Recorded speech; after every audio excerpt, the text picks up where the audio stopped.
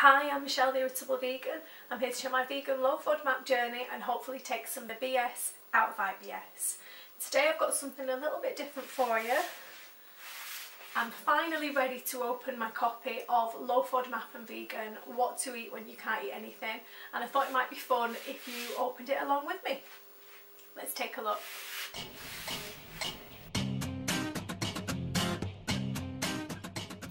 So a little disclaimer just before we get into the video, it's probably going to be filmed a little bit differently than I intended.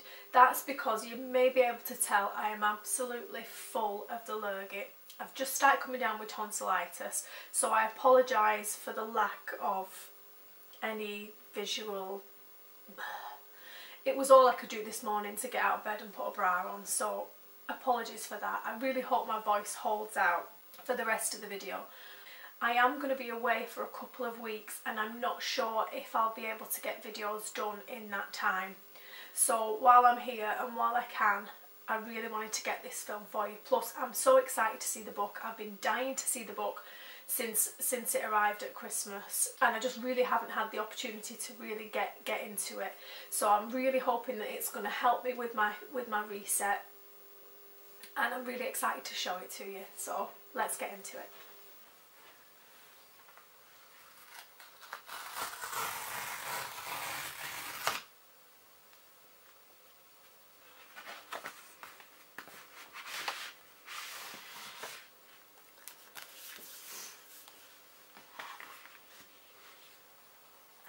So finally, here it is, Low FODMAP and Vegan, What to Eat When You Can't Eat Anything by Stepaniak. There's a possibility I'm butchering that name. Stepaniak? We'll go with Stepaniak. So I'll just read the blurb for you. Digestive problems are a pervasive concern, with irritable bowel syndrome, IBS alone, affecting an average of 14% of the population worldwide. FODMAPs, found primarily in plant-based foods, are naturally occurring but poorly absorbed carbohydrates that can wreak havoc on a sensitive gut. Restricting FODMAPs is particularly difficult for vegans because a vast number of grains, vegetables, fruits and legumes are flagrant offenders. But author and food intolerance expert Stepaniak has eliminated the guesswork. Following her nutritionally sound, scientifically proven approach, vegans with IBS will be able to pinpoint triggers, plan safe meals and greatly improve their quality of life. You'll find detailed tables that delineate which vegan foods are IBS friendly and which should be avoided. Easy to follow guides outline safe food alternatives, simple meal plans and comprehensive shopping lists. Over 100 scrumptious low FODMAP recipes cover breakfast, lunch, dinner and snacks, as well as spectacular seasonings, sauces, salad dressings and condiments. With Low FODMAP and Vegan as your resource, you'll learn how to better manage your symptoms, meet your nutritional needs and satisfy your taste buds, all while pampering your delicate digestive system. Stepaniak is the author and co-author of more than 24 books on vegan cuisine, health and compassionate living. Having struggled with IBS for decades, Jo knows what it's like to feel that no food is safe, even when eating healthy vegan fare. So that sounds exactly like what I need.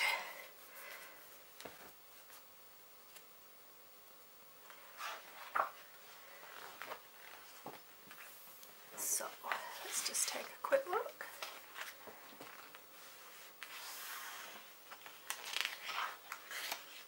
So, introduction, understanding IBS,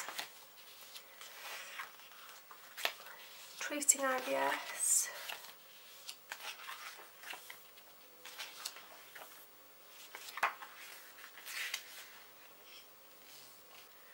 the better you eat, the worse you feel. I think a lot of vegans suffering with IBS will be very familiar with that.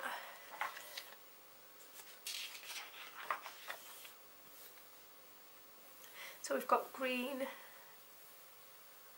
safe foods, caution foods, danger foods. All really nicely laid out here. They're all in sections: nuts and seeds, legumes, condiments and oils, seasonings, beverages. That's quite nicely laid out. Navigating FODMAPs safely. So there looks to be a lot of general information. It looks like it's going to be a fantastic resource for anybody that's very new to FODMAPs. What to eat when you can't eat anything. I think we all know how that feels. Oh, so this is going to be a really handy section.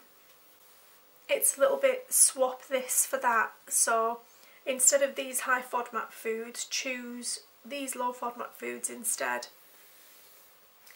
So that's going to be really useful, especially for anybody that's hungry, on the go, just wants to be able to grab something quickly. That's a really nice feature. This is a really, really detailed shopping list of everything that's FODMAP friendly. And then here now we're into the reintroductions. Planning the perfect plate.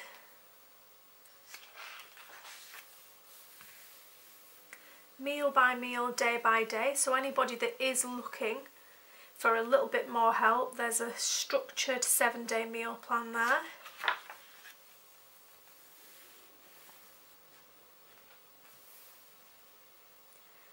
And now it looks like we're into the recipes.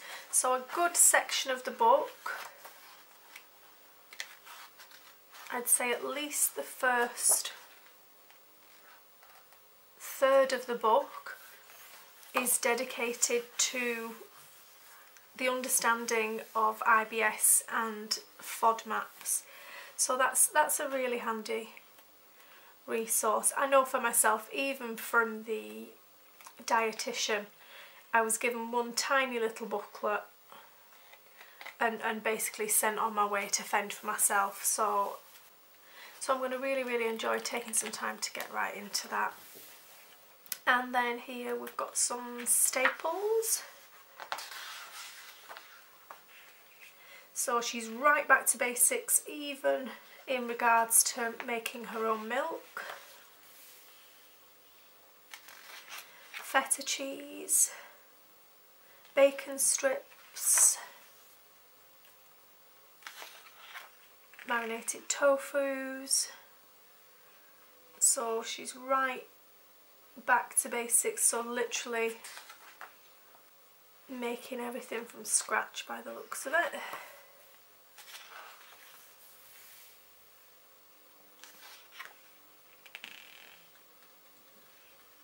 Chickenless chicken, herb blends,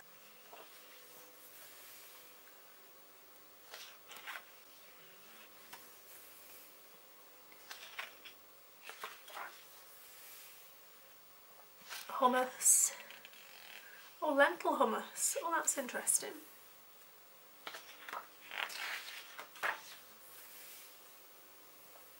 So that's literally just your staples, and then we're in now here to breakfasts and light bites.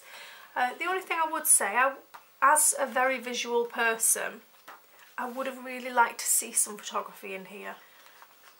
I understand that is not everybody's forte, but I'm always a tad disappointed when a recipe book doesn't have really nice images in. So that's probably my main criticism so far, is that there is no, oh, there we are. There is very, very limited photography for the recipes. I'm the kind of person that likes to see a photo for every recipe, so that's a little bit of a shame for me. But I'm sure the recipes themselves are going to be fabulous, and hopefully when I create the recipes I'll be able to take my own pictures for you. I think for anybody that's not overly confident in the kitchen or a new cook, I always think that having a photograph as an illustration of what it should look like can be very helpful. So I would say that for anybody that's quite new to cooking, you're just going to have to go, pardon the pun, with your gut, because there isn't an image for every recipe. So we've got creamy oatmeal bowls, we've got breakfast quinoa. Another thing to point out, obviously, for anybody here in the UK, is that it is American measurements. So she's using cups instead of grams.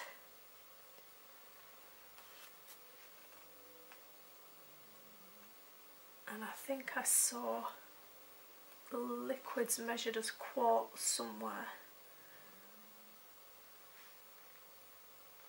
So that's obviously just a minor irritation as well for anybody like me that's used to UK measurements. So we've got homemade ice cream here, granola bars, breakfast scramble,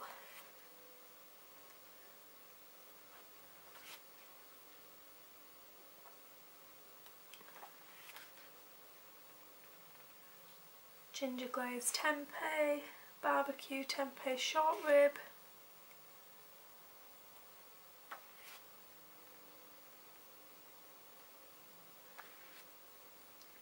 lemon rice with kale. Ooh, that looks good. Lemon rice with kale and mint. That looks really nice. That's definitely something I would cook and enjoy, that one. Kale and peanut stew, 10-minute pasta, eggplant bolognese, again that looks good, lentil loaf, loaded baked potatoes,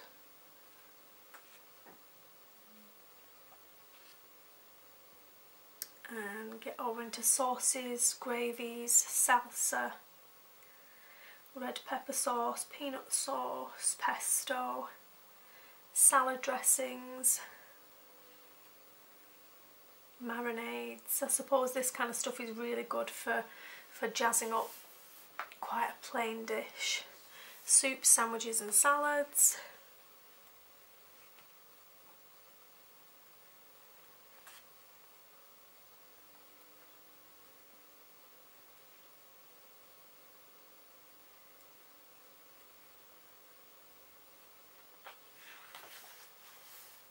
And we've got some extra resources in the back here. So there we have it. That was a quick sneaky look inside the Low FODMAP and Vegan. What to eat when you can't eat anything.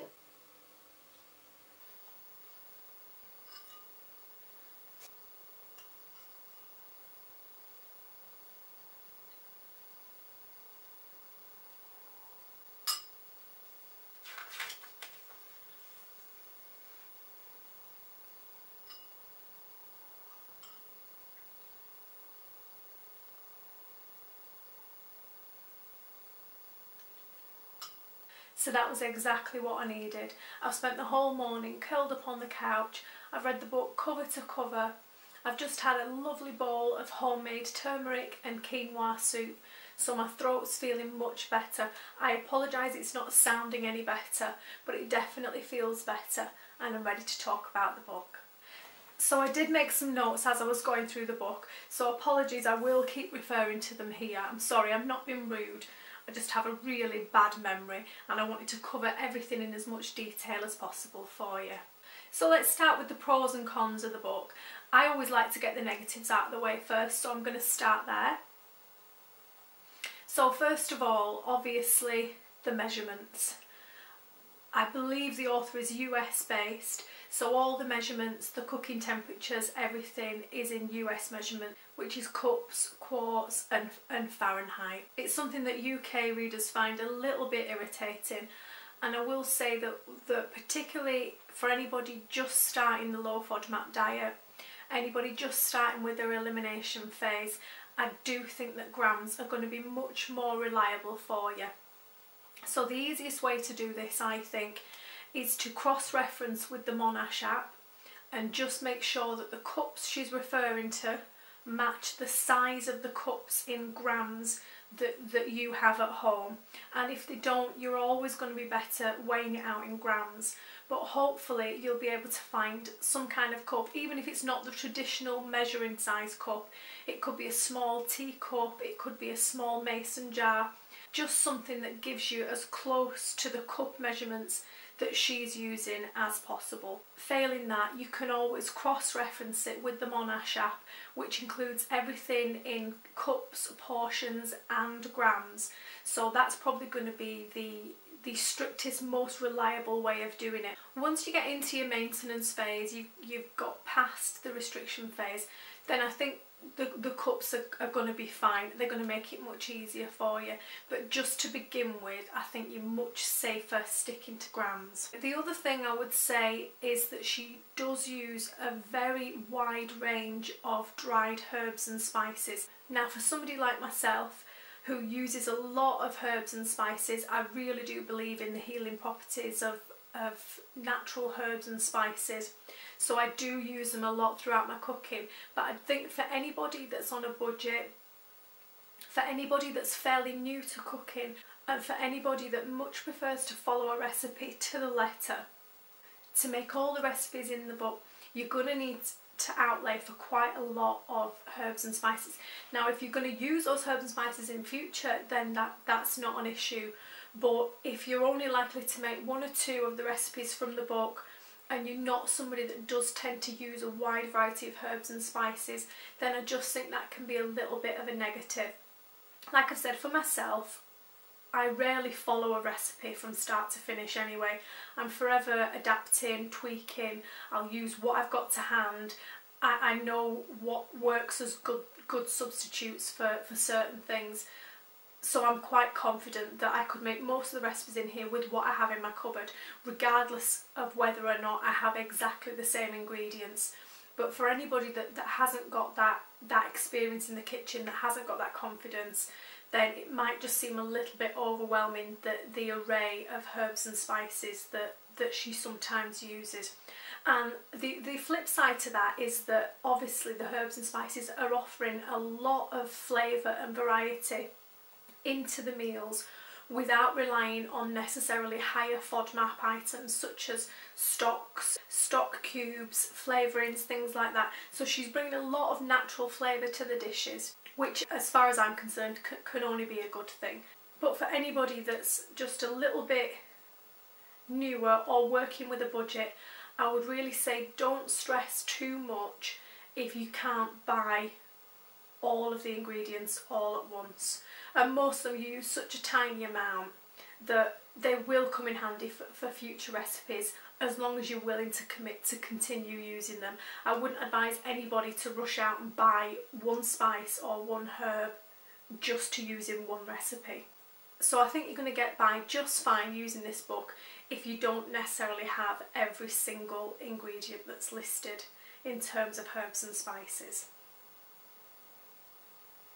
While we're on the subject of Pantry Staples, I will say that I did find the first chapter of the recipes, which she labels her staples, to be a little bit scary, just in terms of the fact that I think some of the things that she recommends, like the almond milk, ketchup, she even pickles her own gherkins, things like that are really above and beyond what most people are looking for in terms of a quick, easy FODMAP diet.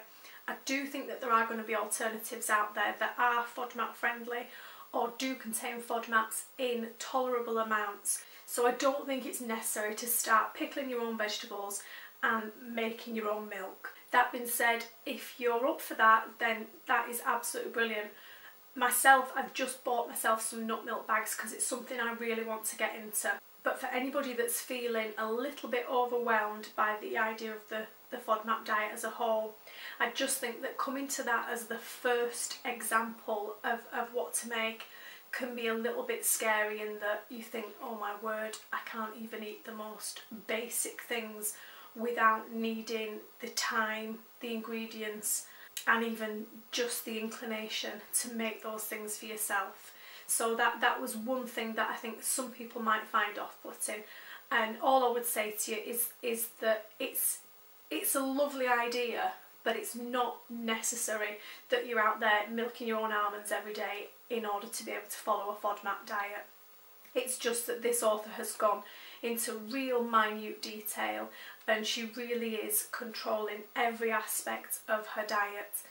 And as admirable as that is, it is possible to achieve the results that you're looking for, to achieve a good, balanced, low FODMAP diet without going to such extremes. Funnily enough, despite the fact that some of her staples were quite labour intensive, I did find as a whole the recipes to be quite basic. Now I don't mean that as harshly as it sounds, I just mean that I think they're much more suited to somebody that doesn't have a lot of experience or confidence in the kitchen, possibly a new vegan, definitely somebody that's new to low FODMAP cooking, and for people that generally like to follow a recipe and aren't too creative or experimental in the kitchen. The recipes weren't groundbreaking. There wasn't really anything in there that I wouldn't have thought to do myself in terms of ingredients, in terms of combining flavours, in terms of combining ingredients. So it was just a little bit basic for my own personal taste. Obviously it is a beginner's guide to eating vegan low FODMAP, so I think in terms of its target audience it's perfect. And finally, the main negative for me, which again is something very personal to myself, is just the lack of photography. I'm a very visual person. One of the main reasons I love cookbooks is not necessarily for the recipes, but more for the food photography. I just think the lack of images makes the book seem a little bit old-fashioned, despite the fact that it was only released in 2016. And for anybody that does need a little bit more confidence in the kitchen, I think it would have been nicer for them to have a visual reference for each recipe, or at least, if that wasn't possible, for more recipes than were available in the book. Again, that's just something really personal to me, but I do love to look at food photography. I do love to see the absolute best presentation of a recipe, and I think it gives people a visual guide and something to aim for when they're cooking. So I just thought the book was a little bit lacking in that respect. So on to the positives, of which there were many. The general FODMAP information, which I would say takes up at least a third of the book, I found to be very informative. I found it to be very relatable, but not too intense. It's one of the only resources I've come across that's entirely vegan friendly. So right from the beginning you kind of feel like you're on the same page with the author, and she does list quite a lot of extensive resources for anybody that does like to go into a bit more depth, that does like to put in a bit more research.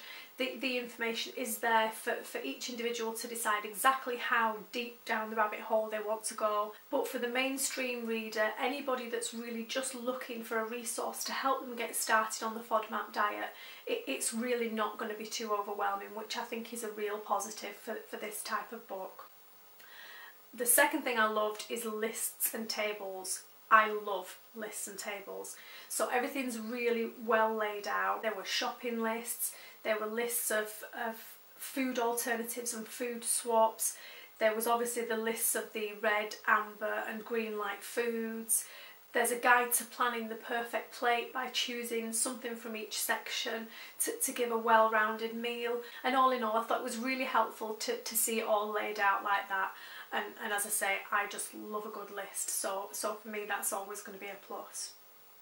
The recipes themselves are really well laid out. They seem easy to follow. I haven't made any of the recipes yet. I will be doing a follow-up video to this one where I do actually make some of the recipes and see how easy they are to follow, and most importantly see how tasty they are. But they seem to be very well laid out. She does offer a lot of variation and alternatives. So some of the basics recipes had 3 or 4 different flavour variations, different ingredient variations to each one, which in effect triples the amount of recipes that there appears to be in the book, which obviously is a good thing.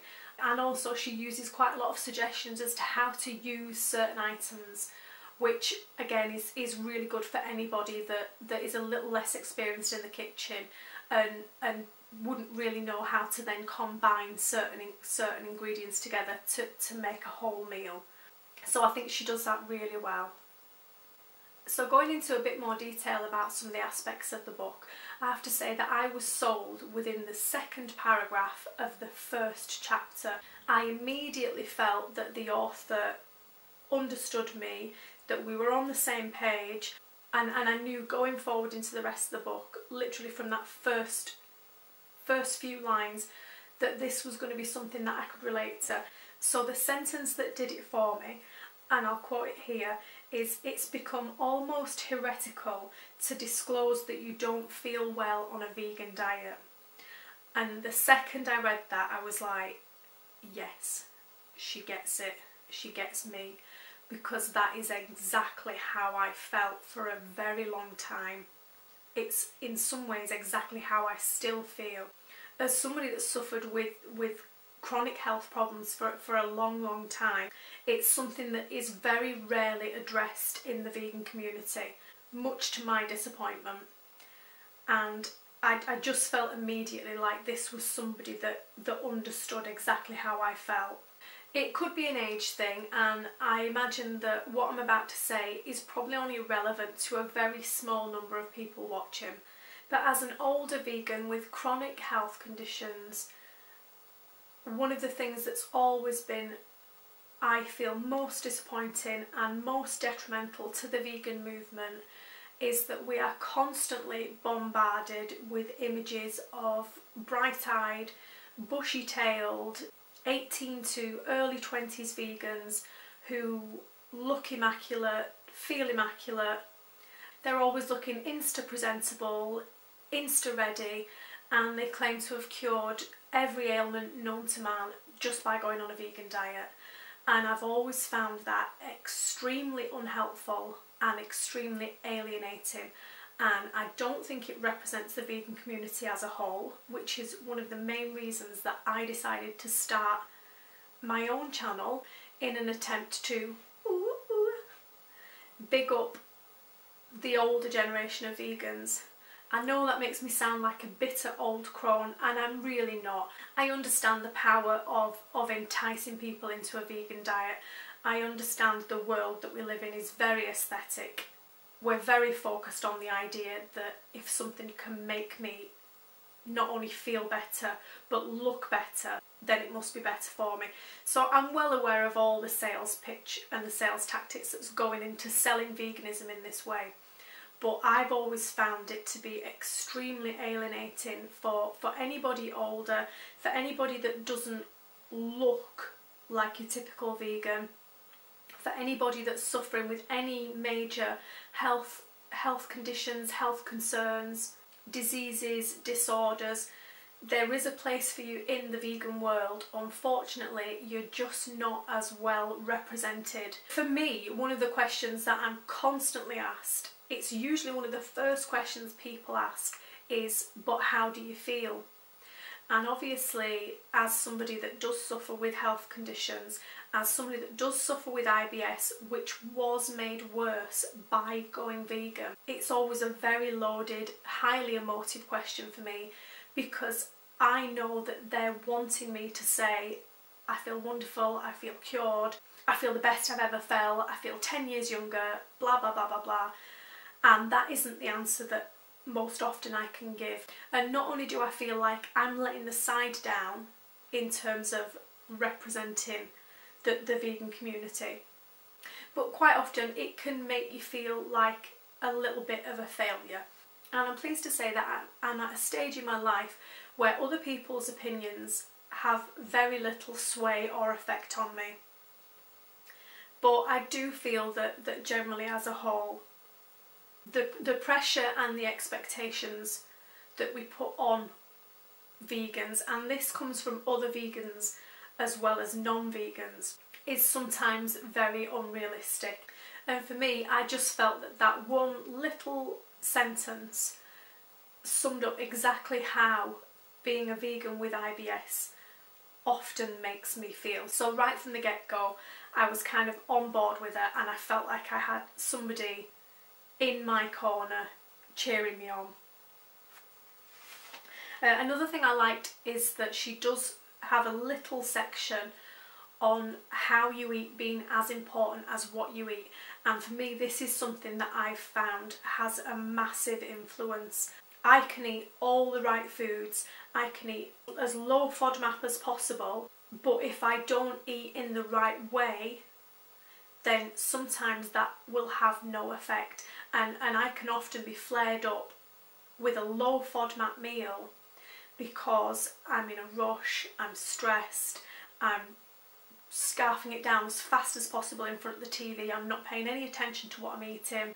And despite the fact that she sold us a book on low FODMAP eating, I do think it's really important to acknowledge the fact that FODMAPs are not the be all and end all. They are not a cure, they are not a magic bullet, and you do really need to look holistically at everything else in your life. Your stress levels, your sleep pattern, the way you eat, your routines, your exercise, everything.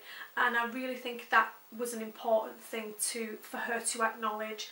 So I'm really pleased she did that. It's only a small section in the book, but I'm really pleased that she chose to include it. Something else I was really pleased at was a little section about supplements and possibly other things that can be done in addition to the FODMAP diet. And I was really pleased to see that she focused on magnesium. As somebody that does suffer with a lot of pain, magnesium is actually something that I've been looking into myself recently. So I really liked the way that she included that in there. She included the different forms of magnesium and how they can help certain things. So that's definitely something that I'm going to put a lot more of my own time and energy into researching. But it was just something that was particularly on topic for me at this moment as I've been looking into it myself. There was a whole chapter dedicated to the better you eat, the worse you feel, and I think that's a fantastic way of summing up exactly how a lot of new vegans that do suffer with IBS do feel. Particularly for people that are really new to veganism, and like I say, they've been sold this idea of veganism as the cure-all and the elixir of youth, to then realise that actually the decisions they've made, particularly if they've been made with a view to health rather than with a view to ethics, I think it can really knock people for six. So I really like the way that she includes like a whole section on this.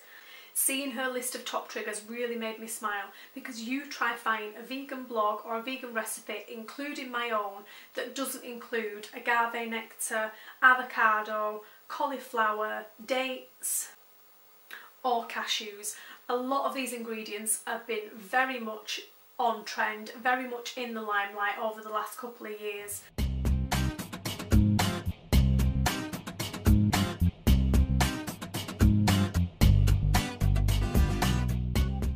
I will definitely be doing a follow-up video to this one, which will include making some recipes and some taste tests. I'm not sure when that's going to happen, but I definitely will do that, and once that does happen I will put a little link in the description box down below to tie the two videos together. In the meantime, let me know if you've read the book, what you liked or disliked, and if you tried any of the recipes. Once again, I really apologise for my throat and for looking like death warmed up, but I really wanted to get this video done for you, despite feeling like, oh. I have to say that reading the book has really motivated me for my own reset, so I'm really looking forward to carrying on with that. Until next time, thanks for watching. I'll speak to you soon.